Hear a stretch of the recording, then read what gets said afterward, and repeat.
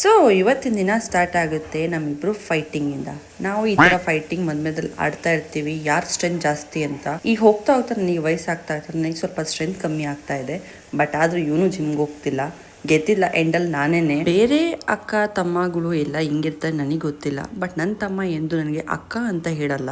But ಹಾಗಂತ ಅವನು disrespect ಮಾಡಲ್ಲ, ಸಲೂನಿ ಅಂತಾನೆ ಹೇಳ್ತಾನೆ. ಬಟ್ ಅಷ್ಟೇ ಮರ್ಯಾದೆನೂ ಕೊಡ್ತಾನೆ. So we love this kind of fight. Washing machine ಬಟ್ಟೆ ಹಾಕ್ದೆ ಆಮೇಲೆ ಈ ತಮ್ಮನು ಸುಮ್ಮನೆ ಕೂತಿದ್ದಾನೆ ಮಮ್ಮಿ ಹತ್ರ.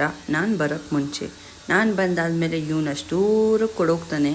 ನಾನು ಕಾಣಿಸೋ ಜಾಗದಲ್ಲಿ ಹೊಡೋಗ್ಬಿಡ್ತಾನೆ. ಮಮ್ಮಿಗೆ ಅದೇ ಜ್ವರ ಬಂದ್ಬಿಟ್ಟಿದೆ. ಆ್ಯಂಡ್ ಇದೆಲ್ಲ ನಮ್ಮನೆ ಇರೋ ಎಲ್ಲಾರ್ದು ಐಫೋನ್ಸ್, ನಂದು ಬಿಟ್ಟು ನಂದಿಲ್ಲ, ಬಿಕಾಸ್ ನಂದಿನೇ ಶೂಟ್ ಮಾಡ್ತಾ ಇರೋದು. ನಾನು ಹೇಳಿದ್ನಲ್ವಾ, ನಮ್ಮ ಮನೆಗೆ ಯಾರಿಗಾದ್ರೂ ಹುಷಾರಿಲ್ಲ ಅಂದ್ರೆ ಎಲ್ಲರೂ ಅಕ್ಕಪಕ್ಕನೇ ಇರ್ತೀವಿ. ಇಲ್ಲಿ ಧನುಷತ್ ಎಣ್ಣೆ ಹಾಕ್ತಾವಳೆ, ಬಟ್ ಹಂಗೆ ಹೊಡಿತಾವಳೆ ಸೈಡ್ಗೆ.